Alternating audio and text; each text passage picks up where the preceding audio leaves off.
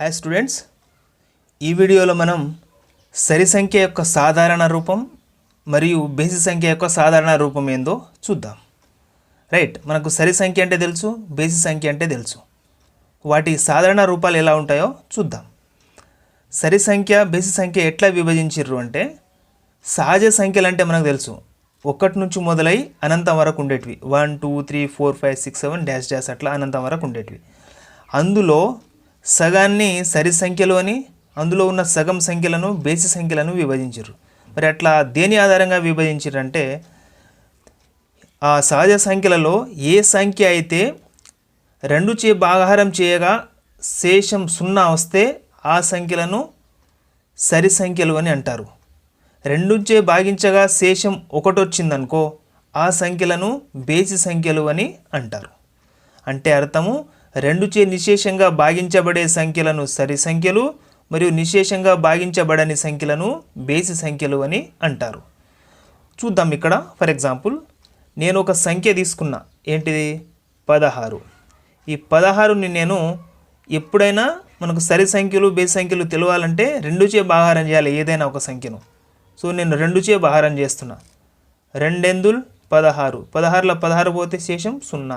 అలా శేషం 0 వచ్చింది కాబట్టి ఈ 16ని మనం ఏమంటాము, సరి సంఖ్య అని అంటాం. రైట్. సో ఈ సరి సంఖ్యలు అట్లాంటివి చాలా ఉన్నాయి. అవి ఎక్కడి నుంచి మొదలవుతాయి, ఎంతవరకు ఉంటుందంటే, అలా శేషం 0 వచ్చే సంఖ్యలన్నీ కూడా సరి సంఖ్యలు. సో అటువంటి సంఖ్యలు ఏవేవంటే 2 4 6 8 10 12 14 16 డాష్ డాష్ డాష్ ఇన్ఫినిటీ వరకు. వీటిని ఏమని పిలిచిర్రంటే సరి సంఖ్యలు. రైట్. అంటే ఈ సంఖ్యలన్నీ కూడా 2చే నిశేషంగా భాగించబడతాయి, అంటే శేషం 0 వస్తుందని అర్థం. రైట్. ఇప్పుడు బేసి సంఖ్యలు అంటే ఏందో చూద్దాం. ఇప్పుడు నేను ఒక సంఖ్య 15 తీసుకున్నా. ఇది బేసి సంఖ్యనా కాదా అంటే 2చే భాగాహారం చేస్తే తెలుస్తుంది. 2 14. సో 15లో 14 పోతే శేషం 1. అంటే శేషం 1 వచ్చింది, అంటే నిశేషంగా భాగించబడలేదు, అంటే శేషం 1 వచ్చింది కాబట్టి ఈ 15ని బేసి సంఖ్య అని అంటాం. అలా చాలా రకాలైన సహజ సంఖ్యలను 2చే భాగాహారం చేయగా చాలా రకాలైన సంఖ్యలు వచ్చినాయి, శేషం 1 వచ్చేటివి. సో ఆ సంఖ్యలు ఏవి అంటే 1 3 5 7 9 11 13 15 డాష్ డాష్ డాష్ ఇన్ఫినిటీ వరకు. ఈ సంఖ్యలన్నింటినీ బేసి సంఖ్యలని అన్నారు. రైట్. 2చే భాగిస్తే శేషం 0 రావాలి. ఇవన్నీ శేషం 0 వచ్చే సంఖ్యలు, ఇవన్నీ శేషం 1 వచ్చే సంఖ్యలు. సో అందుకని వీటిని సరి సంఖ్యలు అన్నారు, వీటిని బేసి సంఖ్యలు అని అన్నారు.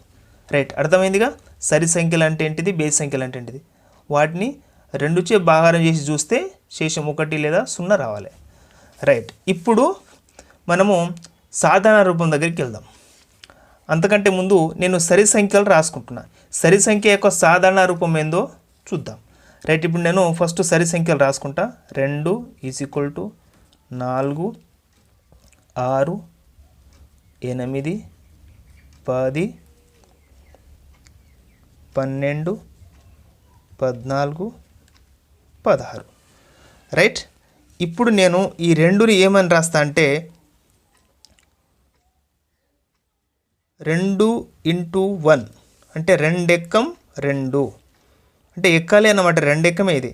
సో ఇప్పుడు 4ని ఏం రాస్తా, 2 × 2 రాస్తా. 6ని 2 × 3, 8ని 2 4, 10ని 2 5, అలాగే 12ని 2 6, 14ని 2 7, 16ని 2 8. సో గుణిస్తే ఇవి వస్తాయి, సరి సంఖ్యలు వస్తాయి. 2 ఎక్కం 2, 2 × 4, 2 × 6. ఇది మామూలుగా మనం టేబులే ఇది. ఈ సరి సంఖ్యలను ఈజుకోళ్ళని యువతల వైపు రాస్తే మనం 2 ఎక్కం టేబులే ఇది. సో ఇప్పుడు చూడండి, ఇందులో మనం గమనించాల్సిన విషయము, ఇవన్నీ సరి సంఖ్యలు కదా. ఈ సరి సంఖ్యలను నేను అలాగే రాసుకుంటూ పోతా. ఈ 2ని నేను అలాగే రాసుకుంటూ పోతా. ఇంటుని కూడా అలాగే రాసుకుంటూ పోతా. ఇవి కూడా అలాగే రాసుకుంటూ పోతా. ఇప్పుడు ఇవేంటివి, సరి సంఖ్యలు కదా, కాబట్టి ఇక్కడ రాస్తున్నా. సరి సంఖ్యలు ఈజ్ ఈక్వల్ టు ఈ ఇందులో చూడండి అన్నీ కూడా ఈ భాగంలో ఉన్న అన్నీ కూడా రెండే కదా, ఇందులో ఏం మార్పు లేదు కాబట్టి నేనేం రాస్తా 2. ఆ తర్వాత మధ్యలో ఏముంది ఇంటూ ఉంది కాబట్టి నేనేం రాస్తున్నా ఇంటూ. ఇక్కడ చూడండి ఎక్కడికి వెళ్ళి మొదలైంది 1 2 3 4 5 6 7 అంటే సహజ సంఖ్యలే కదా, 1 నుంచి మొదలై అనంతం వరకు పోతాయి ఇవి. కాబట్టి వీటిని ఏమంటున్నానంటే సహజ సంఖ్యలు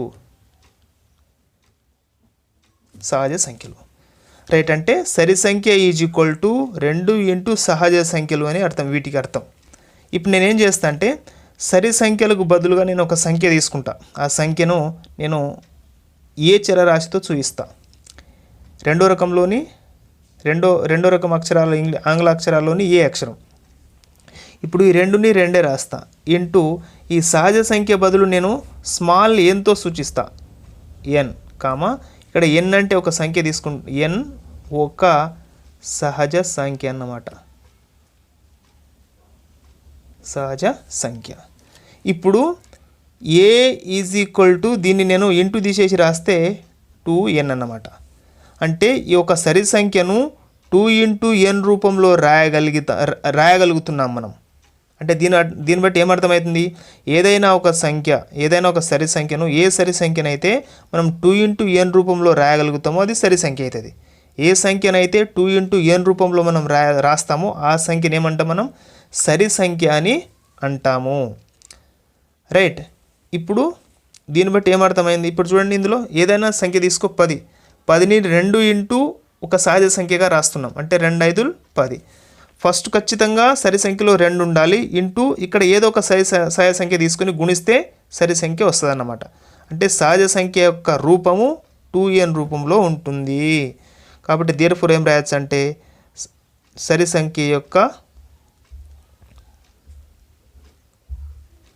సంఖ్య యొక్క సాధారణ రూపం ఏం చెప్పవచ్చు అంటే ఈజ్ ఈక్వల్ టు 2n. ఇక్కడ మీకు ఒక విషయం చెప్పాలి, ఈ 2n దగ్గర మనకు నచ్చిన చరరాశి రాయొచ్చు. ఫర్ ఎగ్జాంపుల్ ఇది 2n అంటాం జనరల్గా, ఈ n దగ్గర మనం చరరాశి మార్చవచ్చు. సరి సంఖ్య యొక్క సాధారణ రూపం ఏమేమి రాయొచ్చు అంటే ఇంకా చరరాశి మారిస్తే 2q రాయొచ్చు, 2p రాయొచ్చు, 2m రాయొచ్చు, 2t రాయొచ్చు, 2x, 2y. ఇవన్నీ కూడా సరి సంఖ్య యొక్క సాధారణ రూపాలే. ఎటుపోయి ముందుల గుణకం 2 ఉండాలి, తర్వాత ఇక్కడ చరరాశి ఏదైనా ఒక్కొక్క 2 ఇంటూ సంథింగ్గా మనం రాసే ఏ సంఖ్యలైనా మనం సరి సంఖ్యలు అని అంటారు. ఇక్కడ ఎగ్జాంపుల్ చూద్దాం, మీకు ఇంకా క్లారిటీ అర్థమవుతుంది. ఫర్ ఎగ్జాంపుల్ నేను ఒక సంఖ్యను 2n రూపంలో రాయగలనో లేదో చూద్దాం. అలా రాయగలిగితే అది సరి సంఖ్య అవుతుంది, చూద్దాం. ఫర్ ఎగ్జాంపుల్ నేను 20 రాసుకున్నా. ఈ 20ని నేను 2n రూపంలో రాయాలి. 2n రూపం అంటే 2 ఇంటూ సంథింగ్గా రాయాలి. అంటే ఏంది 2 ఇంటూ, ఇప్పుడు 20 రావాలంటే ఇక్కడ ఎంత రాయాలి 2 10 రాయాలి. ఇక్కడ రాస్తే 2 10 20. సో ఈ 20ని నేను ఎట్లా రాసిన 2 ఇంటూ ఇది దీన్ని n అనుకుంటే 2n రూపంలో రాసిన. అంటే 20ని నేను ఈజ్ ఈక్వల్ టు 2n రూపంలో రాసిన. అంటే 20ని నేను 2n రూపంలో రాసిన కాబట్టి ఈ 20 సరి సంఖ్య అవుతుంది. ఇంకొక నెంబర్ తీసుకుందాం, ఇప్పుడు 100 తీసుకుందాం. ఈ 100ని ఎలా రాయొచ్చు, 2 కంపల్సరీ 2చే భాగారం చేయాలన్నట్టు దీని అర్థం అదే. సో 2 ఇంటూ ఏం రాయొచ్చు 2 50 కదా, కాబట్టి 50 రాస్తా. అంటే 100ను నేను 2 ఇంటూ దీన్ని n అనుకుంటే n రాస్తా. అంటే 100ను 2 ఇంటూ n రూపంలో రాయగలిగిన కాబట్టి 100ని నేనేమంటా సరి సంఖ్య అని అంట. సో ఏదైనా ఒక సంఖ్యను మనం 2 ఇంటూ సంథింగ్గా అంటే 2 ఇంటూ ఒక సహజ సంఖ్యగా రాయగలిగితే ఆ సంఖ్యను మనం ఏమంటాము సరి సంఖ్య అని అంటాం. ఫర్ ఎగ్జాంపుల్ ఇప్పుడు మనకు 2020 ఇయర్, ఈ సంవత్సరం ఏంది 2020. ఈ 2020ని నేను ఏం రాస్తా 2 ఇంటూ ఏం రాయగలుగుతా చెప్పండి 1010 1010 రాయగలుగుతా. సో ఇది 2 ఇంటూ దీన్ని నేను ఎన్గా అనుకుంటా. సో 2 ఇంటూ n గుణిస్తే ఏమొస్తుంది 2020 వస్తుంది. అంటే 2020ని నేను 2 ఇంటూ n రూపంలో రాయగలుగుతున్నా కాబట్టి 2020 ఏంటిది ఒక సరి సంఖ్య. సో కాబట్టి సరి సంఖ్య అంటే అర్థమైంది, ఏదైనా ఒక సంఖ్యను 2 ఇంటూ సంథింగ్గా రాయగలిగితే ఆ సంఖ్యను మనం సరి సంఖ్య అని అంటాము. రైట్, అర్థమైంది కదా. కాబట్టి ఇప్పుడు మనం బేసి సంఖ్య యొక్క సాధారణ రూపం ఏందో చూద్దాం. ఇప్పుడు బేసి సంఖ్య రాద్దాం. బేసి సంఖ్య అంటే ఏంది? 1 3 5 7 9 11 13 15. 1 is equal to 3 is equal to 5 is equal to 7 is equal to 9 is equal to 11 15 13 15 అలా రాసుకుంటూ పోతాం. ఫస్ట్ నేను 15ని 2చే భాగిస్తా. 2చే భాగిస్తే ఏమొస్తుంది? 2 ఎక్కంలో 15 పోదు. ఎట్లా? 2 ఏళ్ళ 14. 14 అంటే ఒకటి ఎక్కువ ఉందిగా, కాబట్టి ప్లస్ 1 శేషం వస్తుంది. 15 2చే భాగిస్తే 2 ఏళ్ళ 14, 14 ప్లస్ 1 అంటే ప్లస్ 1 అనేది వస్తుంది. ఇక్కడ 2ని 13ని 2 ఆర్ల ప్లస్ 1, 2 ఆర్ల 12 ప్లస్ 1 మిగులుతుంది కాబట్టి 1. సో 11 ఎలా రాయొచ్చు? 2చే భాగిస్తే 2 5 10 ప్లస్ 1 11. 9ని 2 4 8 ప్లస్ 1 9. అలాగే 2 3 6 ప్లస్ 1. 5ని 2 2 ప్లస్ 1. 3ని 2 ఎక్కం ఈజీ ప్లస్ 1. అలాగే 1ని 2 ఇంటూ 0 ప్లస్ 1. 2 0 0 0 ప్లస్ 1 1 అవుతుంది అనమాట. సో ఇక్కడ ఇందులో గమనిస్తే ఇందులో ఇవన్నీ ఏంటివి? బేసి సంఖ్యలు. ఇందులో చూస్తే మనకి ఏమర్థమవుతుంది? అన్నీ ముందు 2 ఉన్నాయి కదా, కాబట్టి ఇవి 2 రాస్తాం. సో ఈ ముందు రాసుకుంటే ఏమవుతుంది? బేసి సంఖ్యలు. ఇవన్నీ కూడా బేసి సంఖ్యలు కదా, కాబట్టి నేను బేసి సంఖ్యలు రాసిన. ఈజ్ ఈక్వల్ టు ముందు వరుసలో ఏం కనిపిస్తుంది? మొత్తం 2లే, కాబట్టి నేను ఒక 2 రాసుకుంటా. అది మార్పు చెందలేదు కాబట్టి 2. తర్వాత ఏముంది? ఇంటూ ఉంది కాబట్టి ఇంటూ. ఇక్కడ చూడండి మధ్యలో 0 1 2 0 1 2 3 4 అంటే 0 నుంచి మొదలవుతుంది కాబట్టి 0 నుంచి మొదలయ్యే సంఖ్యలను మనం ఏమంటాం? పూర్ణాంకాలు అని అంటాం. తర్వాత ఏముంది? ప్లస్. ఇక్కడ చూడండి లాస్ట్లో శేషాలు ఏమొచ్చినాయి? 1 1 1 1 వచ్చినాయి కాబట్టి 1. సో దీన్ని మనం చరరాశులలో మార్చుకుంటే బేసి సంఖ్యను నేను ఏమనుకుంటున్నా? ఏ అనుకుంటున్నా. సరి సంఖ్యను కూడా ఏ అనుకున్నాం, బేసి సంఖ్యను కూడా ఏ అనుకున్నాం. కాకపోతే ఇక్కడ రూపాలు వేరు వస్తాయి కాబట్టి ఆ రూపాలను బట్టి ఇవి బేసి సంఖ్యలని అంటాం అన్నమాట. చరరాశి ఒకటే విధంగా చూపిస్తున్నాం. ఇప్పుడు ఇది 2 ఇంటూ పూర్ణాంకాలు అంటే ఏంది? డబ్ల్యూ. ఈ డబ్ల్యూ అని మనం చూపించాం. దీన్ని కూడా మనం సాధారణంగా ఎన్తోనే చూపిస్తాం. ప్లస్ 1. ఇంకా దాన్ని క్లారిటీ రాయాలంటే ఇక్కడ ఎన్ అంటే ఏంది? ఇక్కడ రాస్తాం కాబట్టి కన్ఫ్యూజ్ ఉండదు. ఎన్ అనేది ఒక పూర్ణాంకం అంటే 0 నుంచి ఏదైనా ఉపయోగించుకోవచ్చు అని అర్థం.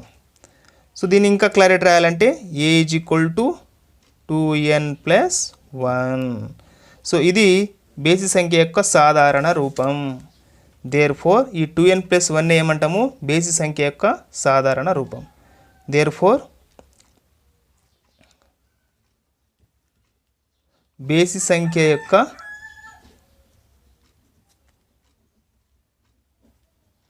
సాధారణ రూపం is equal to 2n plus 1.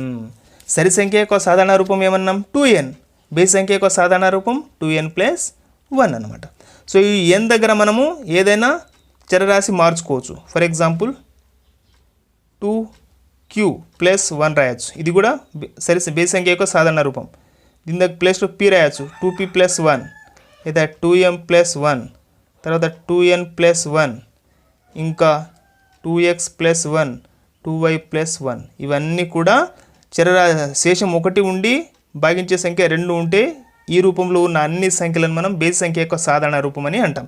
So మనం జనరల్గా 2n ప్లస్ 1 రూపంలో ఎక్కువగా చూపిస్తాం అనమాట. సో అర్థమైందిగా?